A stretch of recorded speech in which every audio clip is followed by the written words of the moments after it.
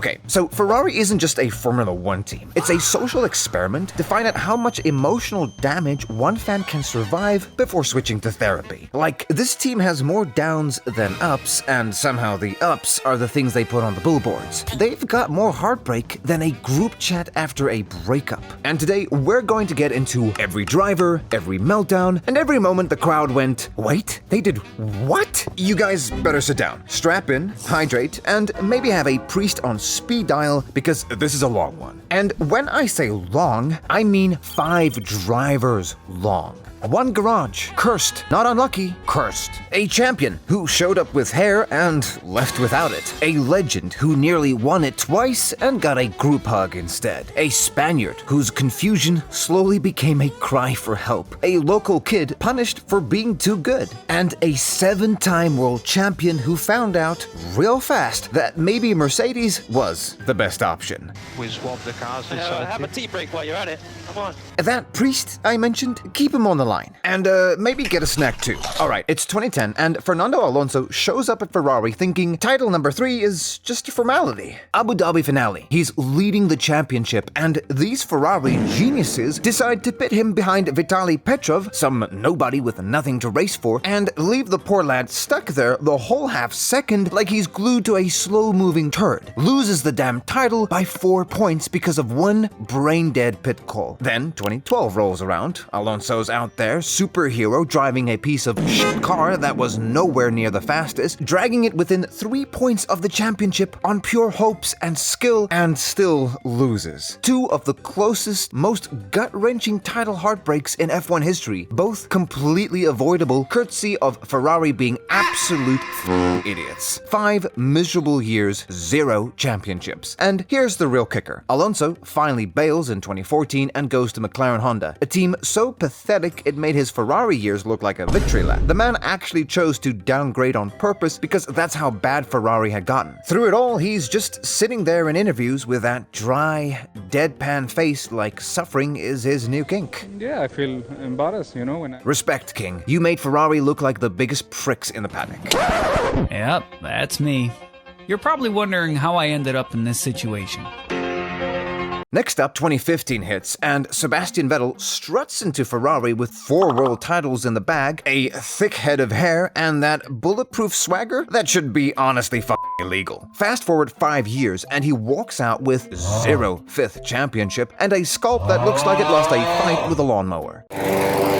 Google the 2015 version and then the 2021. It's 2 completely different dudes and only one still has working follicles. The car would randomly burst into flames, spin all by itself like it had a death wish, and one year it even helped him smash straight into his own teammate. Honestly, public humiliation that no amount of cash can ever erase. Then 2018 comes along. He's leading the championship all summer, looking chill and actually happy, which with this team is basically a giant red flag, and bam! He spins out of the lead at his home race in front of his own fans. Just like that.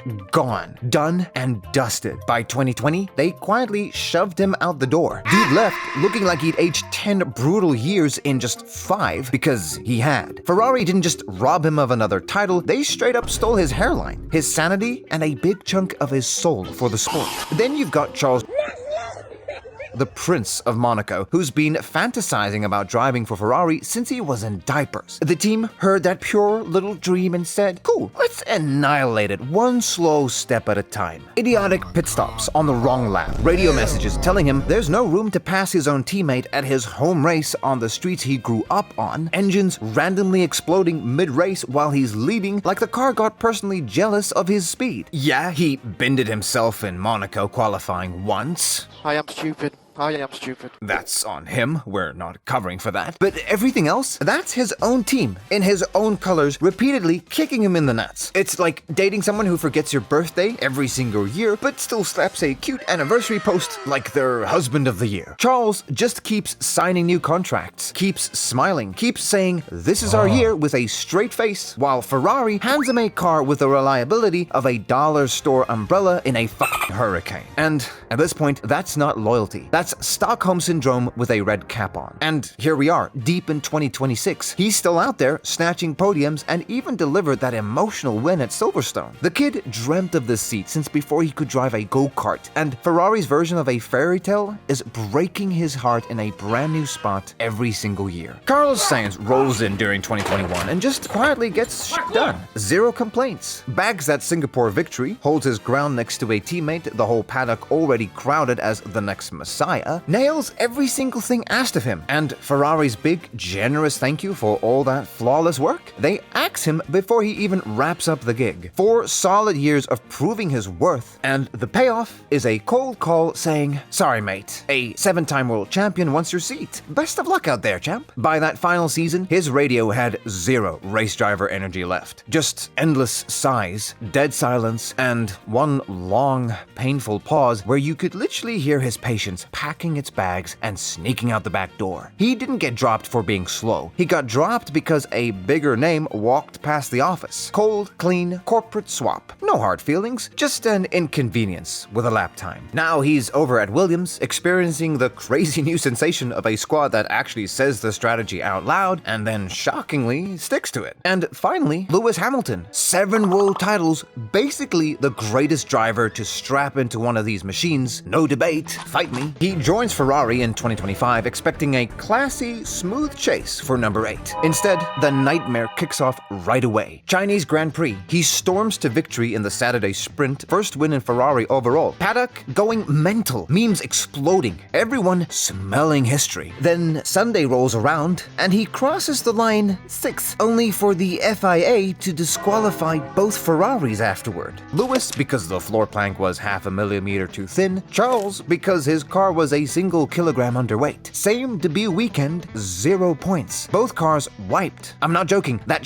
actually happened in his very first outing in red. The rest of the year stayed brutal. No proper point wins. Endless pissed off radio messages. 2026 improved with podiums flowing again and him properly mixing it up with his teammate. But that opening season delivered one crystal clear message. Ferrari doesn't give a fuck how many trophies you drag through the door. The car will humble your ass instantly, publicly, and without mercy, no matter who the hell you are. 5 careers isn't enough misery for one video, so let's speedrun a few more legends this garage chewed up and spat out slightly broken. Kimi Räikkönen actually grabbed a title with them in 2007, then returned later just to park the thing in gravel traps and shrug at the cameras like it was nothing, which somehow turned into his whole post-Ferrari vibe. Felipe Massa got robbed of a championship by 1 measly point in the dying seconds of the 2008 finale, a soul-crushing ending so vicious they still use it to scare kids at bedtime. And don't forget the endless parade of team bosses who strut in, swearing they'll fix the toxic culture, only to stumble out years later looking like they've just survived a messy divorce and a bank robbery at the same time. This squad doesn't only wreck drivers, folks. It's a proud, equal opportunity wrecking ball. The body count across the garage is honestly impressive when you step back and look at it. And here's the part that nobody wants to say out loud. It's not the drivers screwing it up.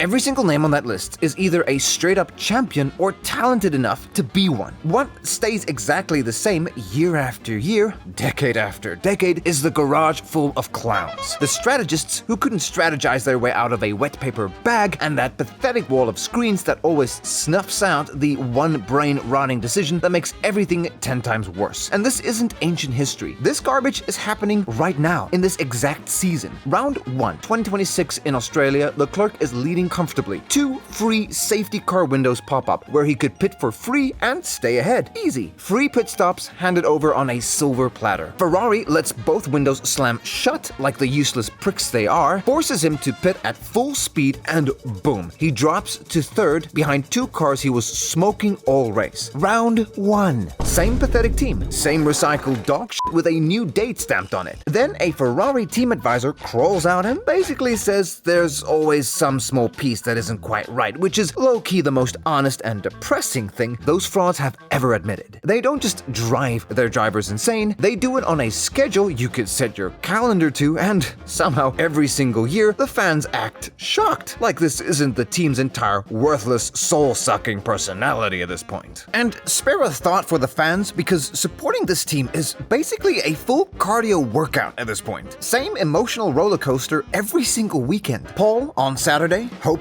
building on the formation lap, strong start, cautious optimism by lap 10, and then right around lap 20, every fan is white-knuckling their stress ball the second the commentator says they're bringing him in. From there, it's a straight nosedive into group therapy. Grown adults catching actual physical symptoms from one bad pit stop, then showing up the next weekend with their hope fully restocked, ready to get their hearts stomped all over again. Being a fan of this team isn't a hobby, it is a condition you inherit, like a bad back or that weird uncle nobody talks about at Thanksgiving. Absolute masochists, the lot of you, but respect for showing up, you beautiful broken idiots. And despite decades of not even sniffing the glory days, this team still outsells actual winning squads like it's nothing. There are people rocking the cap right now who couldn't tell you the last time Ferrari won. Barbaric, if you ask me. Walk through any airport on the planet and you'll spot that prancing horse logo on some dude who's never watched a full race in his life. This stopped being a real sports team ages ago. It's a fancy lifestyle brand that occasionally shows up to race as a side hustle, and somehow business has never been better. And yet, after every single disaster on this list, nobody looks away. There's something almost beautiful about a team this stacked, finding brand new creative ways to disappoint an entire fan base every single time. Other teams win a championship and it's basically forgotten by Tuesday. This team loses one in spectacular fashion and it becomes legendary shit people still argue about a decade later. This garage turned heartbreak into a straight up art form, and somehow that keeps millions of us turning back in every spring, fully convinced this is finally the year the curse breaks. Every preseason test, the headlines say the car looks strong. Every fan reads that while quietly bracing for impact anyway, because deep down, you already know exactly how this goes. Now, before we close this whole thing out, let's have some real talk for 1 second. Underneath every single disaster on this list, there's genuine, undeniable history there. This is the team behind some of the sport's most iconic moments ever. A badge recognized on every continent on the planet, and it still pulls the best drivers alive despite all the chaos you just heard. That red car still stops the room the second it rolls out of the garage. And every driver on this list, even in the middle of total frustration, still talks about wearing that color like it actually meant something personal to them. There's a reason legends keep signing up for this exact heartbreak generation after generation. And it genuinely isn't just the paycheck. Heartbreak wrapped in history. Disaster wrapped in prestige. And somehow, through absolutely all of it, is a team the entire sport still cannot look away from. Myself included, clearly, since I just made a whole video about it. Champions walk in with big dreams. They walk out with stories they'll tell for the rest of their lives, whether they want to or not. And somewhere in Maranello right now, that strategy wall is already cooking up next season's brand new disaster. Well then, see you at the next race. Whatever happens, it's never boring.